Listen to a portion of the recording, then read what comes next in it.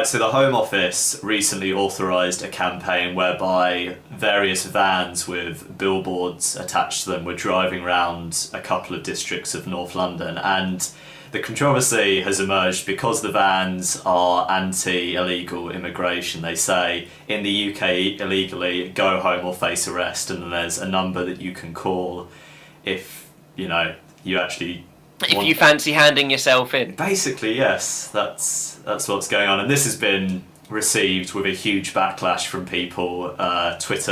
Users on Twitter have gone so far as labelling it the racist van. The racist vans. So if you want to find out more about it, just hashtag racist van, and you can have a look. But Jazza, what do you make of this whole story? So I'm gonna answer your question with a question.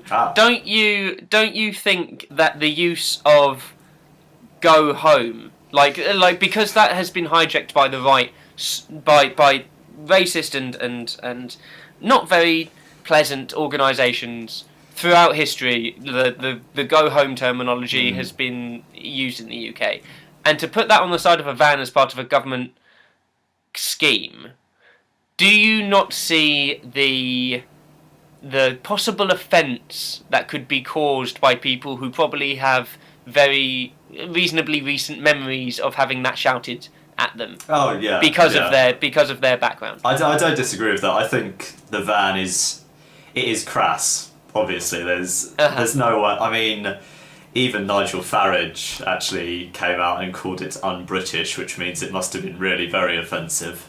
Blimey. And he was pro bongo bongo. Actually, the whole bongo bongo land comment, which was made by an MEP whose name escapes me, and a UKIP MEP, was later retracted, even though he stoutly defended it until the heads of UKIP came and told him that sort of language wasn't appropriate.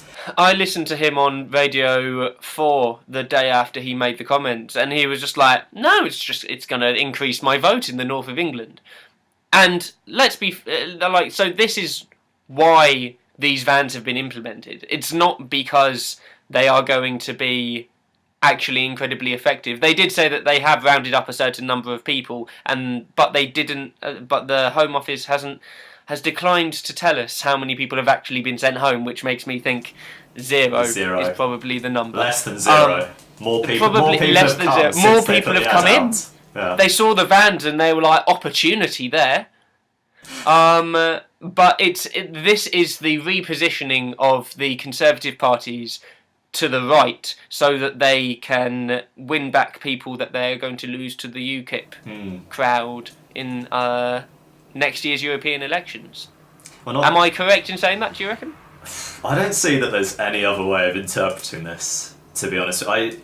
I mean, a bunch of Conservative bigwigs have come out and said, this is a really good idea. Boris Johnson was one of them. But I don't see how anyone with any brains could really think this was the appropriate way of going about tightening up immigration. It's just... Yeah, and who is going to see that and think, oh, if I'm here illegally, then I might get arrested.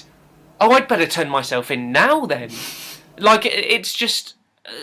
whoever has... If you are somebody who's turned yourself in after seeing these vans, why? What was that? Either maybe I could continue staying in the UK, yes, I might get arrested, but I'll stay in the UK, or I hand myself in and I definitely go home. I don't understand what the payoff... I think it's a fantastic opportunity for anyone who's decided they just don't really like it here and want a free ticket home. See, that's a very good idea. It's for a very small proportion of people. This has been an excellent campaign. See, but that's yet again another example of immigrants leeching off of the taxpayer, the British taxpayer for their flights home. How dare they? It is disgraceful. We maybe should treat this with slightly more seriousness. You're probably correct. Than we are doing. It's been an interesting story just because it's really outlined the divides between people who are largely pro-immigration and people who are largely anti-immigration. See, the thing is, I don't see that there's a very large pro-immigration crowd. Those people who who have voices at least are few and far between. I think most people are just more, oh, I see that there's crowding and that we are in a recession and it's difficult for us to accept more people. But then they don't like the idea of telling people that they can't come to the UK. I don't think that there is a pro-immigration argument being made. I don't know about that. I mean, certainly in my Twitter feed, and maybe this is indicative of the sort of people I follow, but people like Owen Jones and Mehdi Hassan, and Laurie Penny as well, mentioning her again, but that they all criticised this and, you know, supported the idea of, well, implicitly or explicitly supported the idea of a multicultural Britain which has to involve some levels of immigration to sustain itself in a way. Yeah.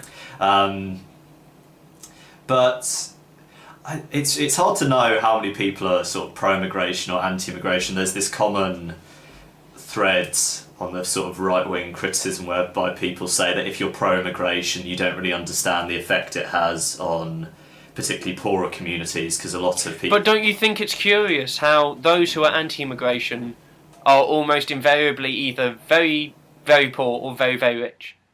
They're like the people in the middle. It's more mixed in the middle, but those who are anti tend to be on either end of the extreme. But isn't that almost these days the definition of left and right? Is that everybody who is middle class is left wing, and everybody who's... I wouldn't go quite that far, but it certainly does. It roughly divides along those lines, or at least it seems to a lot of the time. But then maybe that's people assume that if you're at all...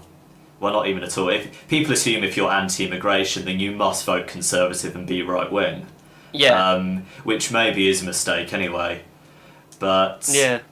I don't actually think labelling it the racist van was a particularly smart move, because I don't disagree that it's because crass. It makes I agree with you there. The use of the word racism is probably used a little bit too much in the immigration debate, and it discredits a lot of people who just have concerns about immigration. It's not a bad thing to have concerns about immigration, and we can actually, if we put our heads to it, we could probably have a very intelligent and productive discussion about immigration in this country if we would stop slinging words around like that. Because as soon as somebody says that they're concerned about the influx of Romanian and Bulgarian people who are going to be coming in the new year, it's like, oh, you're racist. Yeah.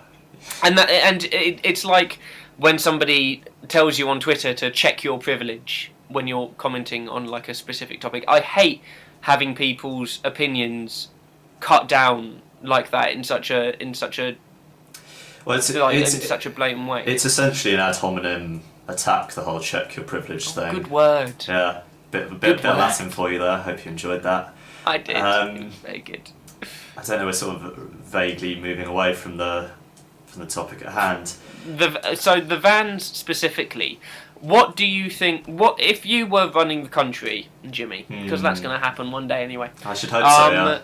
I definitely hope so. And I'll be your minion. You're not getting hired. I've worked with you too much already. That's just not happening. Rudeness. Just because you know that I'd just try and usurp you. That would be my how would concern. How would you be tackling this problem then? If you mean immigration as a whole? The getting people who are here illegally anyway. How would you mobilise them to go back home? The thing is, once they're in the country, I don't know that there really is a way to get a lot of them out. The second part of this story, which I really should have referenced earlier, is that in the wake of these vans, there were various stop and search initiatives around the north of London. Stations. They did it at Stratford, and I saw the police troops doing it. It was a bit weird. And the main criticism is that they were basically stopping brown people. That was almost entirely. And it's that, in a way, is strange, because the focus of immigration these days has largely been, well, in recent years, has been around Eastern Europeans, which are white.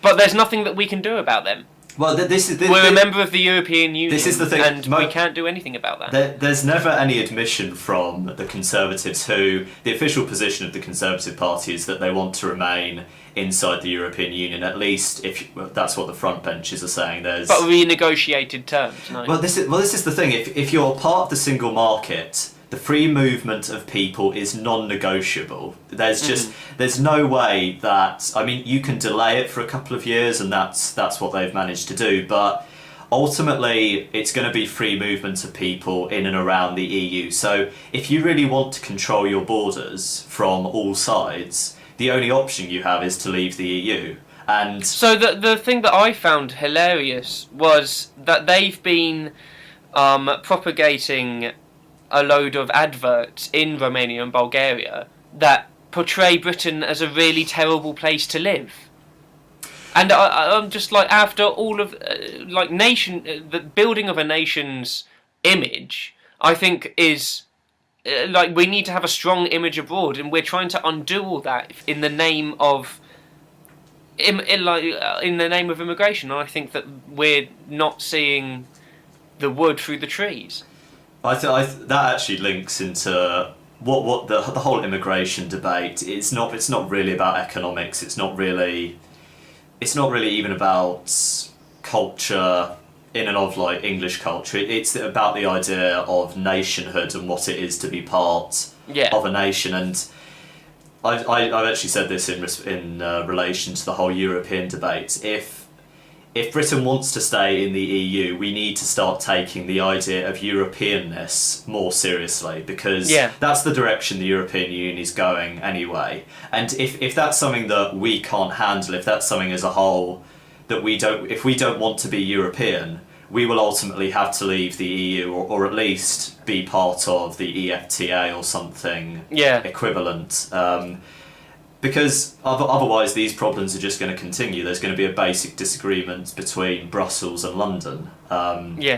Which is what we have at the moment. Yeah. To be honest, I'm just waiting for Canada to annex us and then be done with it. Right, shall we? We started with racist vans and we went on to the European Union, but I think we got a good run out of that. I think that'll do. Awesome. Do you want to tell them to subscribe? If you want, if you must, if you must subscribe, then I won't hold it against you in the future. We used to drink bottle gins and the whole world had to sing. Meet the trees and on such bar. We used to dance, we'll take a chance. I lost my mind to young romance. Yeah, I don't mind, I got it back. Half the time I'm waiting for a second chance. Half the time I'm when I feel alright. Fuck. That was a very smooth start. I think we should leave the needless swearing in. I'll just leave the fuck.